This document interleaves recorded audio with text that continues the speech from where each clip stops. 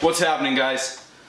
We're gonna try making a breakfast pizza on the Blackstone griddle. I'm going off the charts here. I don't know how it's gonna turn out. I got some bread. I just let it, some frozen bread dough that you can buy in the grocery store. I let that sit out all day, so that's what that looks like.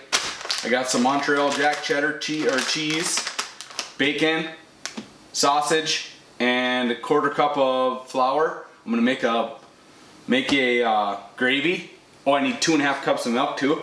And then I got this cast iron pan with a little bit of peanut oil. I'm gonna fry the bread dough. I'm gonna make the gravy, and I'm gonna try putting it all together and make a breakfast pizza out of it. So I don't know how it's gonna work, but we'll figure it out. We're gonna know shortly here. All right, guys. Guys, I don't know if you've ever made fried bread dough before, but it's just a frozen loaf of bread you buy in the grocery store. You let it sit out on your counter, and then I spray it with Pam so it doesn't get so sticky. And then you just make little pieces of flatbread out of it, I guess, like this. We're gonna want them thin because we don't want it. Obviously, we don't want it too thick because we're gonna try to make a pizza out of it.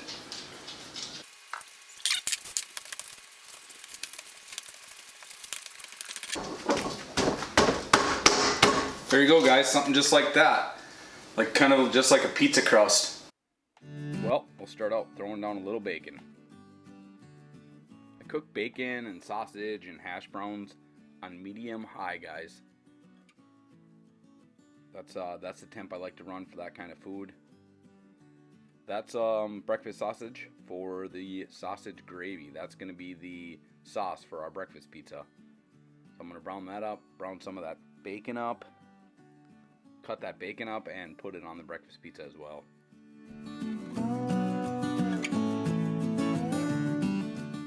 Man, stuff's browning up pretty nice now.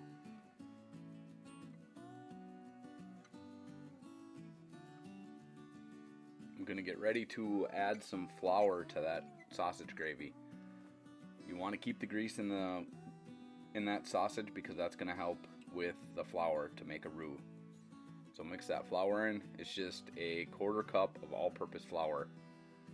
Then I'm gonna add 2.5 cups of milk. If I was to do this again, guys, I would make that sausage gravy in a pan because it made a big mess and it was hard to contain all the milk. You'll see here it goes all over the place. I mean, it worked. But it made a mess out of the grill. It was a pain in the butt to do, and I would definitely use a pan next time on the grill.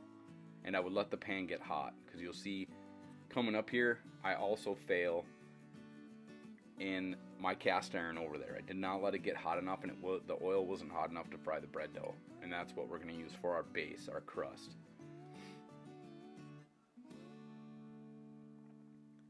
So when I added that milk, you just add it, let it boil down, it'll thicken up. It's going to work with that roux that we made with the flour. It's going to keep thickening, keep thickening.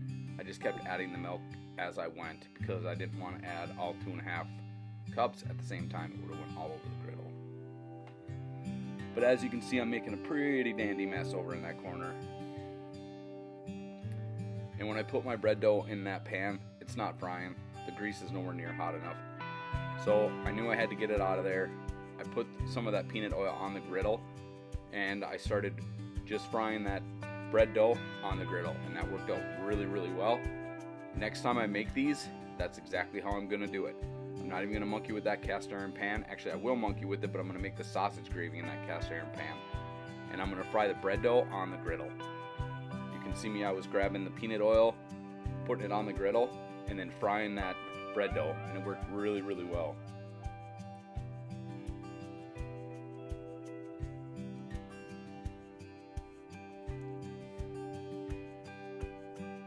See how nice and golden brown that turned? And it cooked it really, really good. It cooked it through. I was worried about it being doughy in the center, but it wasn't.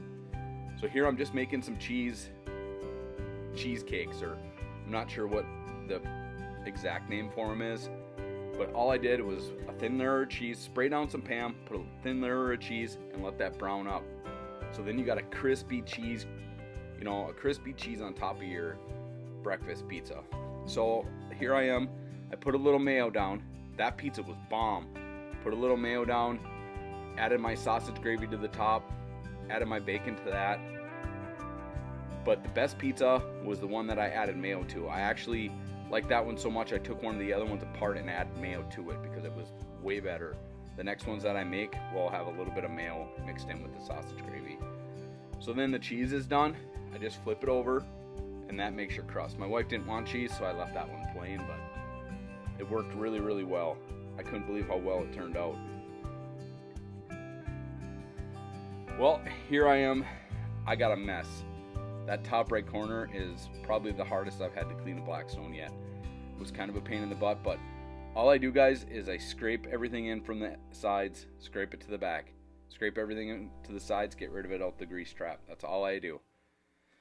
Normally I can clean this grill in under a minute and a half, no problem.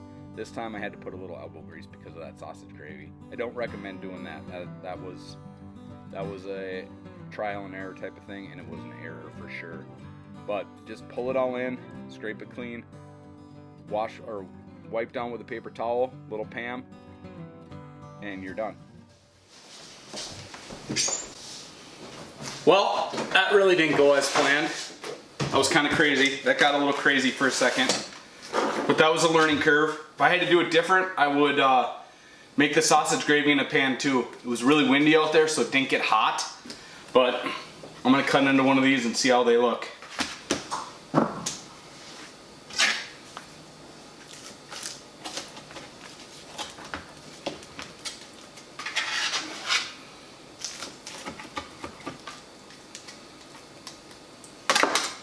Alright guys, here goes nothing. Breakfast pizza.